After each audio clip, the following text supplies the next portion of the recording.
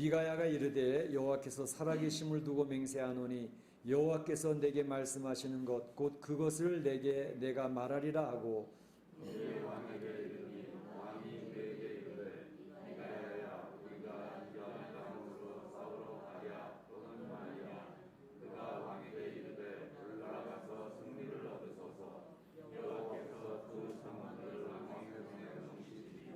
왕이 그에게 이르되 내가 몇 번이나 내게 맹세하여 하여야 내가 여호와 이름으로 진실한 것으로만 내게 말하겠느냐.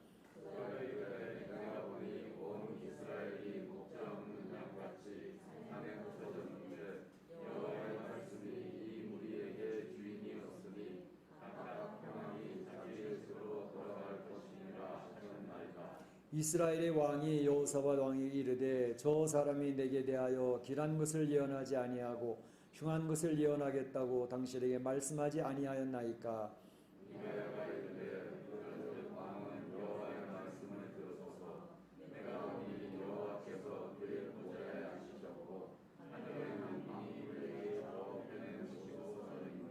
여호와께서 말씀하시기를 누가 아합을 꾀어 그를 길랏 아못에 올라가서 죽게 할꼬 하시니 하나는 이렇게 하겠다 하고 또 하나는 저렇게 하겠다 하였는데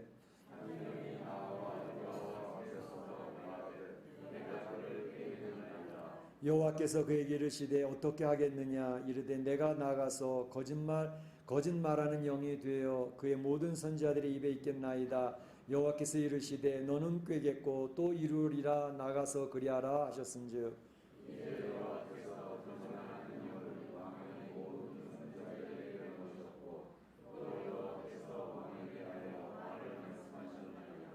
그가 나의 아들 시드기야가 가까이 와서 미가야의 뺨을 치며 이르되 여호와의 영이 나를 떠나 어디로 가서 내게 말씀하시더냐.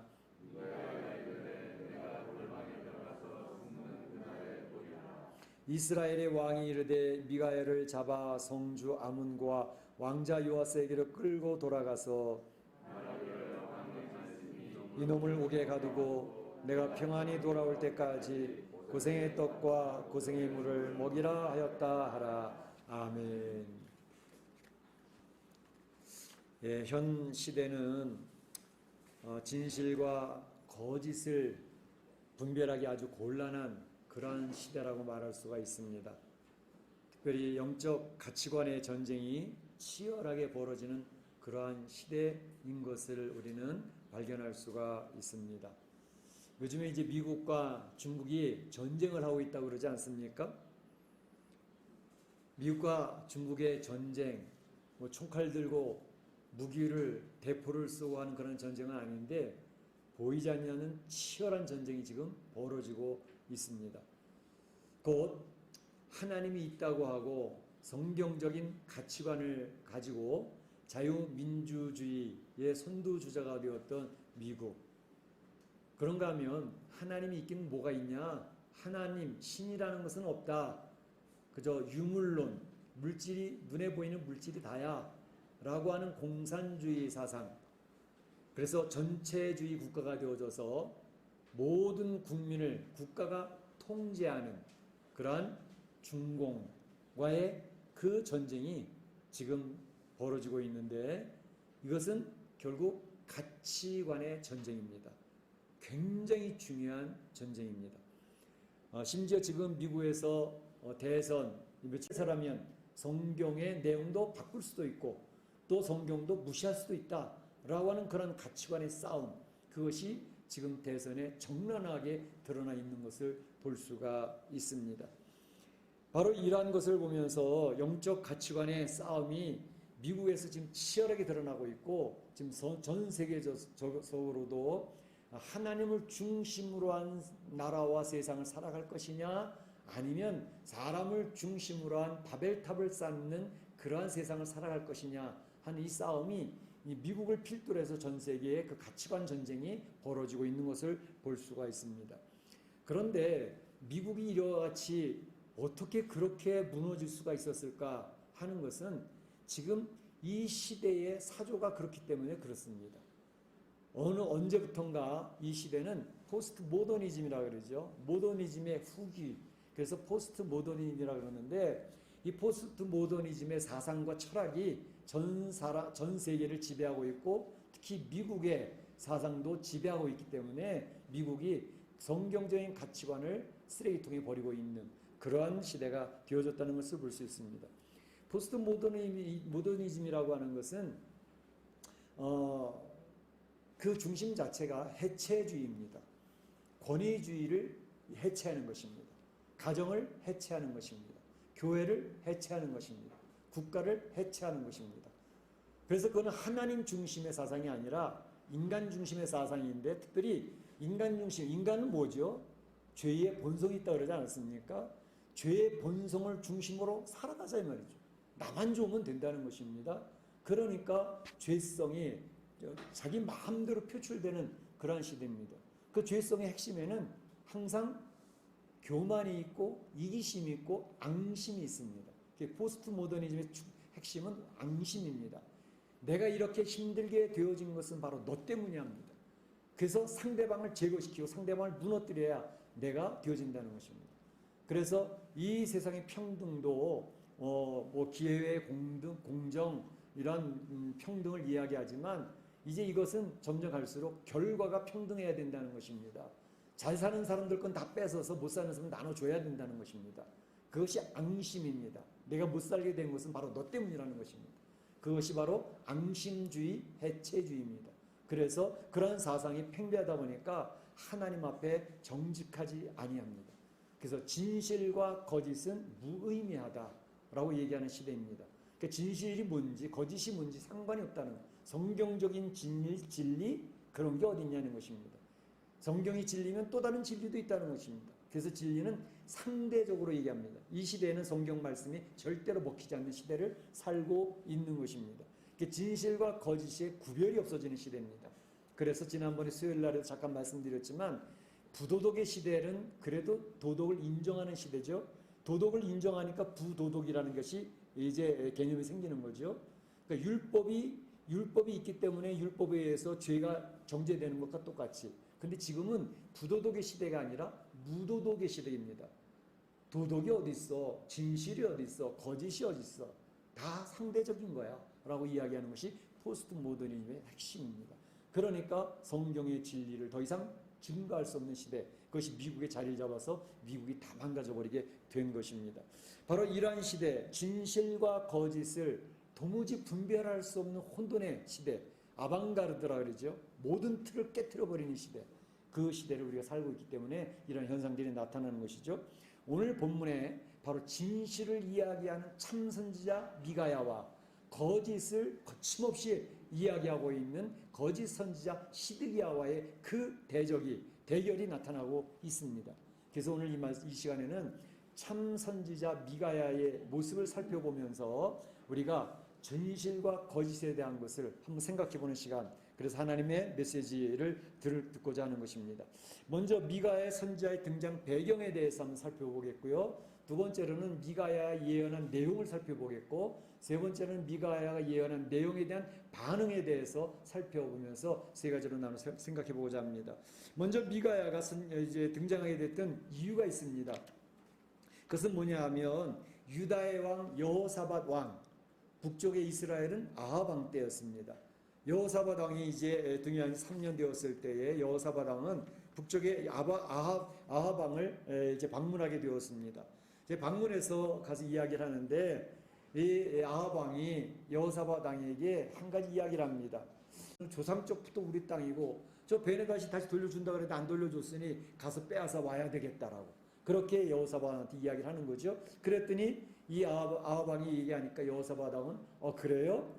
바로 당신이나 나나 형제가 아닙니까? 하지요. 뭐 당신의 백성이나 내 백성이나 같은 백성 아니겠습니까? 당신의 말들이나 우리의 말들이나 같은 말들 아니겠습니까? 가서 그거 빼서 오도록 하지요. 라고 이야기를 했습니다. 그런데 여기에서 여호사밧 왕은 그렇게 하기 전에, 우리가 결정하기 전에 먼저 할 일이 있습니다. 뭐냐? 그것은 먼저 선지자에게 이 길랏 라못을 찾으러 전쟁을 하러 갈 것인지 말 것인지 하나님께 여쭤봐야만 됩니다. 하나님께 여쭤보고 하나님께 응답하시면 그때 합시다 라고 이야기를 하는 거죠. 5절에 보면 청하건대 먼저 여호와의 말씀이 어떠하신지 물어보소서라고 이야기를 합니다. 이 여호사밧 왕, 나 유다의 왕이죠. 참 훌륭한 면이 뭐냐 하면 무슨 중요한 결정을 하기 전에 먼저 하나님의 뜻을 살펴보는 이 태도. 이 여호사밧 왕은 하나님께 축복받은 왕이었거든요. 그러니까 무엇인가 결정하기 전에 먼저 하나님 뜻을 살피는 그런 모습 속에서 참으로 여호사밧 왕은 훌륭하다. 하나님 앞에 축복받을 만한 왕이었다라는 것입니다. 뿐만 아니라 자기가 하나님 앞에 이렇게 신실하게 신앙생활을 하면서 그는 선한 영향력을 미치잖아요. 아합 왕이 뭐 하나님 제대로 믿는 사람이었습니까? 그 대충 무늬만 신앙인이에요. 무늬만 형식적인 신앙인이라고요. 그런데 그에게 영향력을 발휘하잖아요. 기도해야 됩니다. 하나님께 여쭤봐야 됩니다. 그러니까 아합 왕이 맞아 기도해봐야지. 그래서 그 같이 이제 선지자의 뜻을 묻게 되어졌던 것입니다. 아합 왕이 자기 땅에 있는 선지자 400명을 불러 모았습니다. 400명 불러 모아서 길랄 라못에 올라가서 싸울까 말까 이야기를 묻습니다. 6절에 그들이 이르되 올라가소서 주께서 그 성읍을 왕의 손에 넘기시리이다. 400명이 하나같이 올라가세요. 길랄 라못은 하나님이 아합 왕에게 다 붙였습니다. 주실 겁니다. 라고 이야기를 하는 거예요. 근데 그 얘기를 가만히 옆에서 듣고 있던 여호사밧 왕이 400명이나 되는 선지자가 일사불란하게 한 명의 다른 의견도 없이 동일하게 이야기하는 것을 보면서 여호사밧 왕의 영적 민감성이 작용을 합니다. 그러니까 기도를 하고 있는 사람은 영적으로 굉장히 민감합니다. 그래서 이거 문제 있다. 좀 이상하다. 어떻게 400명이 똑같이 이야기를 할까? 그래서 영적 민감성이 있는 여호사밧 왕은 아합 왕이요, 이거 좀 이상합니다. 더 물어볼 필요가 있습니다. 이 400명 말고 또 물어볼 사람 없습니까? 라고 이야기했더니 아합 왕이 얘기합니다. 하나 있긴 있어. 미가야라고 하는 선지자가 있는데 이 친구는 말이야 맨날 예언한다는 것이 좋은 예언은 안 하고 나한테 나쁜 이야기만 하기 때문에 내가 그를 미워해 라고 이야기를 하는 거예요. 그랬더니 여호사밧 왕이 이야기하기를 무슨 말씀을 그렇게 하십니까? 바로 그 선지자를 불러오십시오. 왕은 그런 말씀하시면 안 됩니다. 라고 얘기하는 거죠. 자기에게 좋은 말을 해주는 사람, 자기 듣기 좋은 말, 자기 듣고 싶은 말을 해주는 사람, 일반적으로 사람들은 그런 사람 다 좋아합니다. 내가 듣고 싶은 말, 당신 잘한다 그러고 칭찬해주는 그런 사람을 가까이 하고 싶어 해요. 그런가 하면 나쁜 말을 하고 좀 더 잘못된 것을 지적을 하는 그런 사람들은 옆에 있으면 괜히 기분 나빠합니다. 그리고 자꾸 멀리 하려고 합니다. 이게 사람들의 보통의 모습입니다. 그런데 여호사밧 왕은 그렇지 않다라고 이야기를 하고 있습니다. 바로 여기에서 우리들이 배울 것들이 있는 것이죠. 왕은 그런 말씀하지 마옵소서. 하나님 하시는 말씀을 들을 수 있어야지. 내가 듣고 싶은 것 듣고 나에게 잘해주는 사람만 좋아한다면 그런 사람은 잘못된 선택, 잘못된 결정, 그래서 실패하는 인생이 되는 겁니다. 라고 이야기를 합니다. 바른 말을 해주는 사람이 중요한 거지 듣고 싶어하는 말을 해주는 사람이 중요한 게 아니라는 말입니다. 바로 이걸 보면서 여호사밧 왕은 우리는 참 배울 게 있습니다. 여호사밧 왕 무엇은 결정을 하기 전에 먼저 하나님 앞에 엎드려 기도합니다. 내가 결정해 놓은 거 하나님 결제해 주세요가 아니라 하나님의 뜻이 무엇인지 그걸 알고 싶습니다라고 하나님 앞에 내 결정은 변경될 수 있습니다 라고 오픈시켜 놓고 하나님 앞에 기도하는 사람이 필요한 것입니다. 그럴 때에 그는 진실과 거짓을 분별할 수 있는 그런 은혜를 덧입을 수 있고 그래서 실패할 수 있는 실수할 수 있는 모든 것들을 최소화시키면서 승리하는 인생을 살 수 있게 됩니다. 우리 사랑하는 성도들이 그렇게 되시기를 축원합니다. 축복합니다. 두 번째로 할 것은 미가야 선지자의 예언의 내용입니다. 미가야 선지자가 예언을 합니다. 지금 아합 왕과 여호사밧 왕은 모든 선지자들 앞에 딱 앉아서 있는데 그때에 바로 모든 선지자의 대표격이 되어지는 시드기야 선지자가 있었습니다. 시드기야 왕하고는 다른 사람입니다. 바로 이 시드기야 선지자가 일어나서 이야기를 합니다. 제가 이 철로 뿔을 만들어 가지고 왔습니다.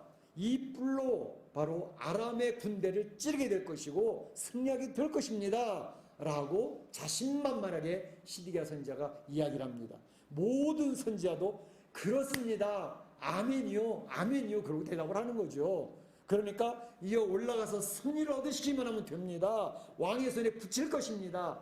시드기야 대표자가 이야기하는 것처럼 400명이 전부 다 박수를 치고 환호하면서 그렇다라고 이야기를 하고 있는 것을 볼 수 있습니다.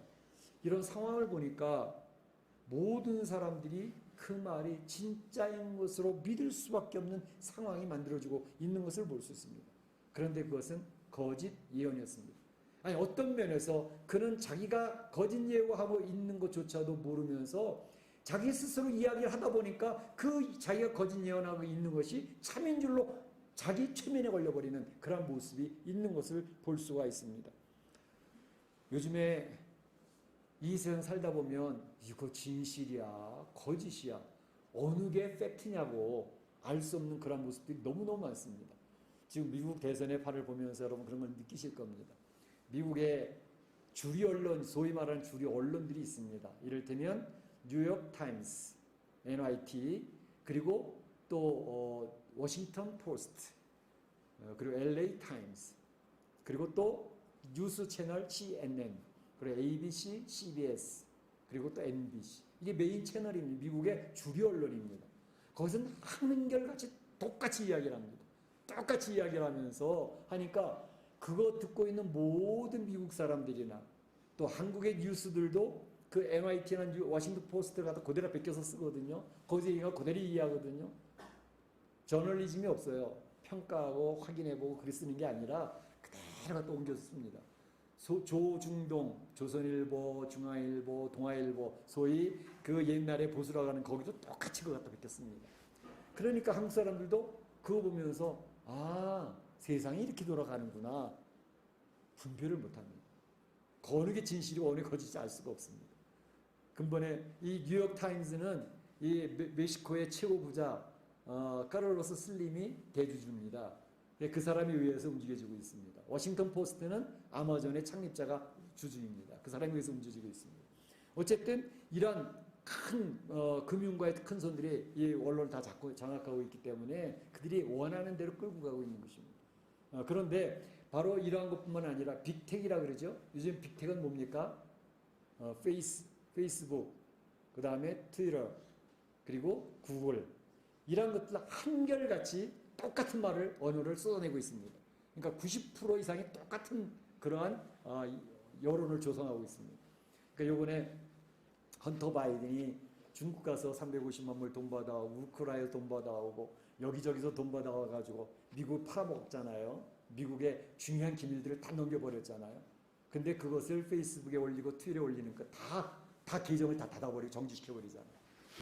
워싱턴, 뉴욕 포스트에 있는 거기서 그것도 5번째나 큰 신문 회사인데 거기 있는 것도 계정을 닫아버리고 대통령 비서실 대변인이 이야기한 계정도 닫아버리고 그렇게 하니까 국민들이 알아들을 수가 없는 거예요. 양쪽 면을 들을 수가 없으니까. 그러니까 한쪽으로 흘러가니까 아 이게 맞는 거구나. 이게 진실이구나. 이렇게 되어지는 시대를 살고 있습니다. 이것은 중국도 똑같고 미국도 똑같고 한국도 똑같습니다. 그러니까 언론을 완전히 장악을 해버리니까 듣는 사람은 아 그게 맞는 말이구나. 그러니까 진실과 거짓을 절대 분별할 수가 없는 상황이 되어지는 것입니다. 그러니까 이러한 것을 잘 분별할 수 있는 그런 분별력을 가질 필요가 있는 것이죠. 그래서 바로 이 당시에도 이러한 이사야가 동원한 400명의 선지자가 맞습니다. 올라가서 이깁니다. 라고 얘기를 하니까 아 맞아 오늘 가야지 이렇게 생각을 했던 겁니다. 그러면서 이제 미가야를 부르러 간 사신이 있지 않습니까?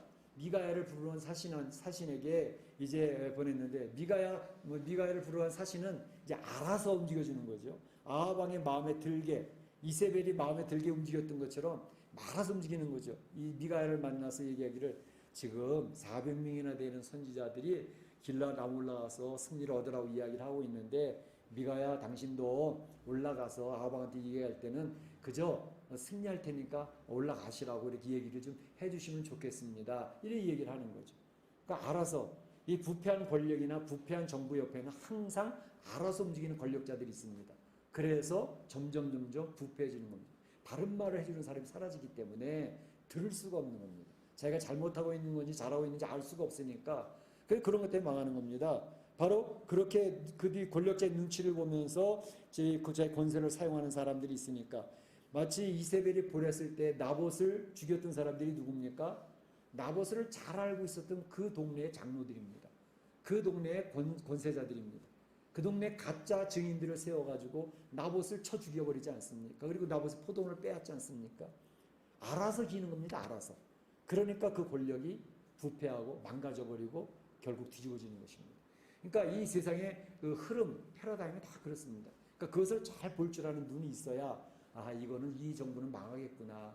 이 권세는 무너지겠구나. 시진핑이 무너지는 이유도 그게 보이는 겁니다. 그러니까 이런 것들을 잘 분별할 수 있는 눈이 보여지게 되어지는데 이제 미가 선지자는 겁니다. 나야 뭐 하나님이 주시는 말씀 다 선포할 것이지. 니네들이 하라는 대로 하냐 내가. 그러고 이제 갑니다.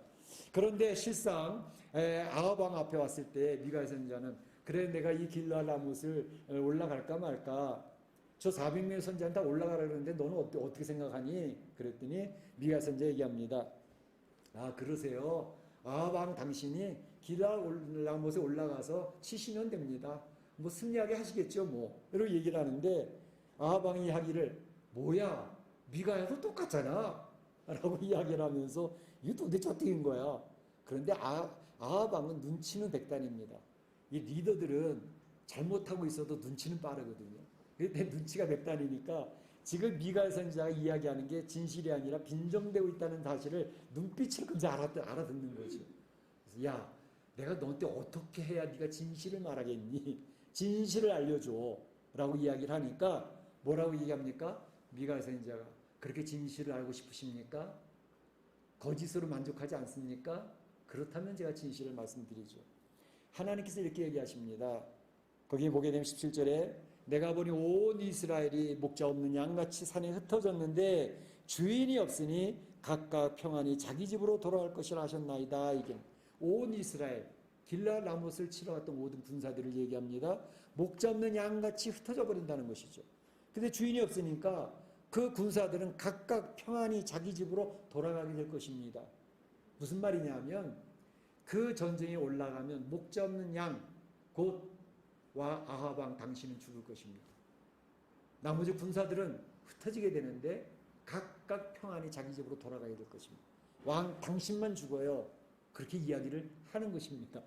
그러니까 아합 왕이 금세 그걸 알아차렸습니다. 보세요 여호사밧 왕이요 내가 이야기하지 않았습니까? 저놈은 항상 나한테 나쁜 것만 얘기하고 흉한 것만 이야기한다니까요. 내 말이 맞잖아요. 그리고 막 울그락불그락 하고 있는 것입니다. 그럴 때에 미가 선지자가 자기가 왜 그런 말씀을 이야기하는지 자초지종을 쭉 설명을 합니다. 하나님께서 저에게 이런 것을 보여주셨습니다. 하늘 보좌에 하나님과 그 많은 섬기는 자들이 있었는데 내가 어떻게 해서 어떻게 아합을 꾀어서 아합이 길랏 라못에 올라가서 죽게 할 거라고 하나님이 던지시는 말씀이 있습니다. 그때 거기 섬기는 많은 천사들이 제가 가겠습니다. 제가 거짓의 영을 선지자들에게 집어넣겠습니다. 그랬더니 하나님이 그래 그렇게 해라. 가서 그 말을 이루라.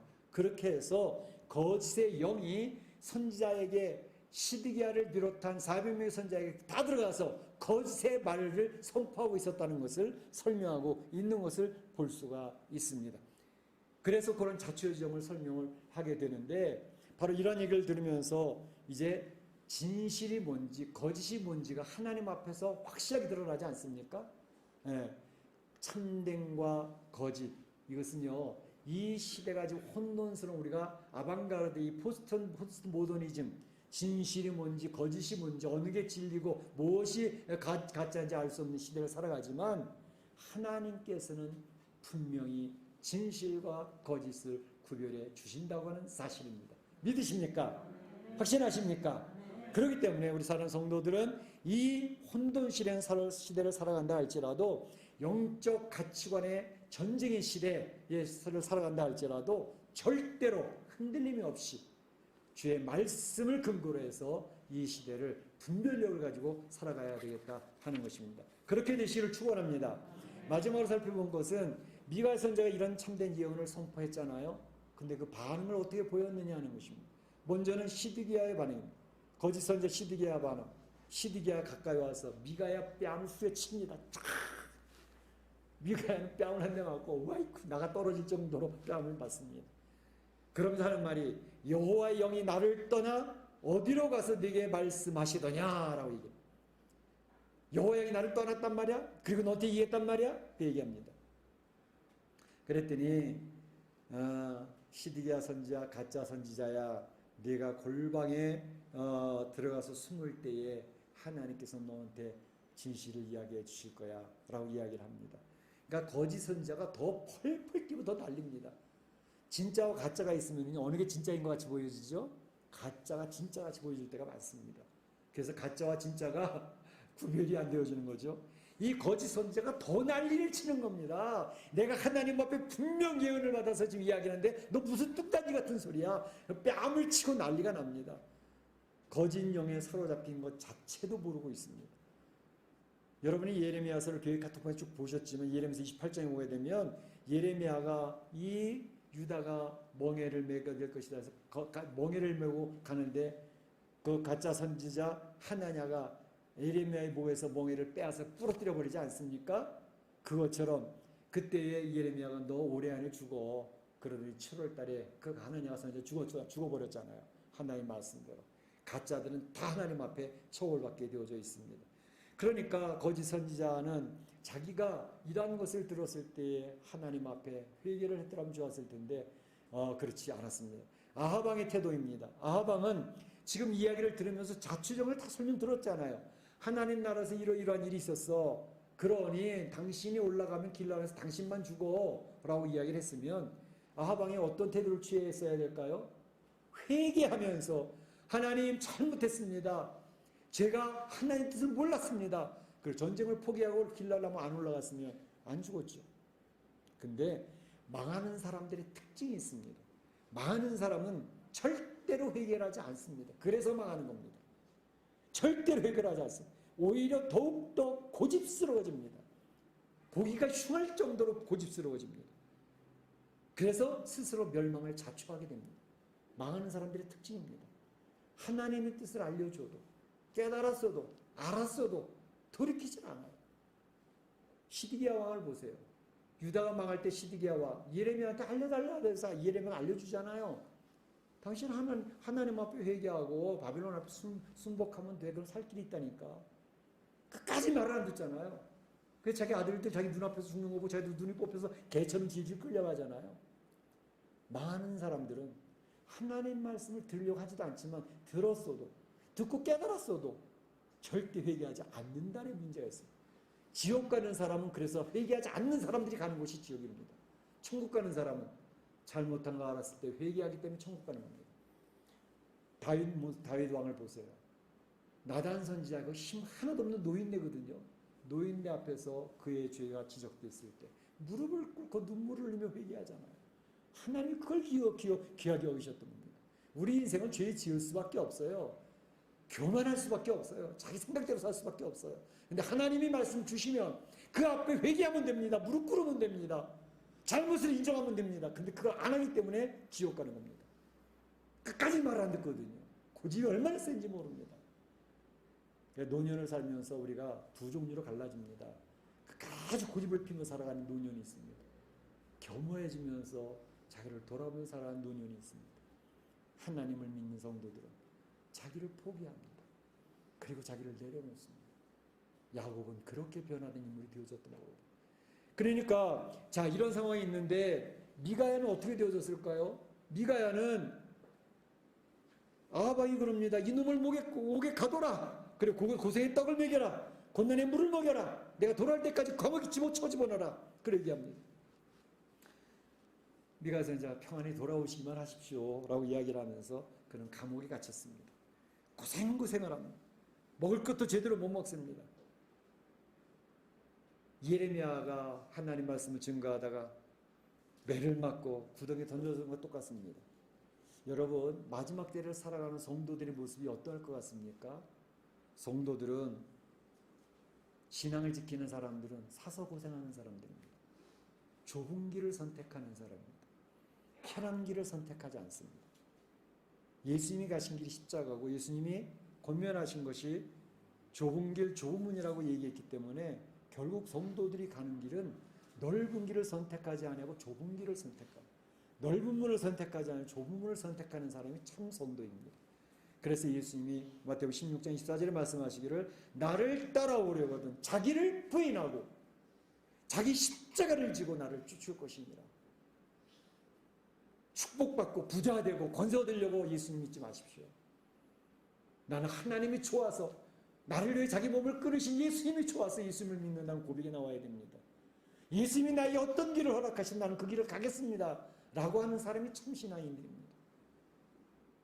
많은 경우에 성도들이 하나님의 축복을 받아서 이 세상 편안하게 잘 살아요. 대부분 그렇습니다. 그러나 때로는 어려움의 시대에 사서 고생을 해야 되고 고난을 택해야 되는 사람들이 참 성도의 경우가 되는 것입니다.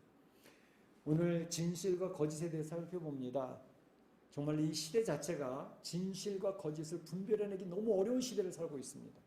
혼돈의 시대, 포스트 모더니즘의 시대, 아방가르드의 시대를 살고 있습니다.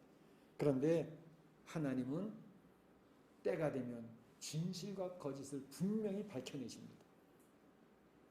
오늘 미가야 선지자가 그 힘들고 어려운 상황에서도 진실의 그 길을 걸어가서 그가 좁은 길 십자가를 걸어갔던 것처럼 우리가 마지막 때를 살면서 고생과 고난 이것이 있겠지만 묵묵히 이겨내면서 승리로 하나님께 영광을 돌리며 승리자가 되시는 성도들이 되시기를 주님의 이름으로 축원합니다. 축복합니다. 네, 아주 기도하시겠습니다. 오늘 말씀을 기억하고 기도하실 수 있기를 바랍니다. 사랑의 하나님 감사합니다. 오늘 진실과 거짓에 대해서 살펴봤습니다. 이 시대가 무엇이 진실고 무엇이 거짓이 분별하기 어려운 시대를 살고 있습니다. 하나님 이 시대에 저에게 분별력을 허락하여 주시옵소서. 주의 말씀을 가까이 하게 하시고 기도하며 분별력 얻을 수 있게 하여 주시고 하나님 미가야 선지자가 그 어려운 길이라 할지라도 그 좁은 길을 택하고 십자가를 택했던 것처럼 그 길을 걸어갈 수 있게 하여 주옵소서. 거짓에 속지 않게 하여 주옵소서. 잘못을 깨닫게 되었을 때 회개하고 다윗처럼 주 앞에 무릎 꿇고 눈물 흘리게 하옵소서. 감사하고 예수님의 이름으로 기도하옵나이다. 다 일어나셔서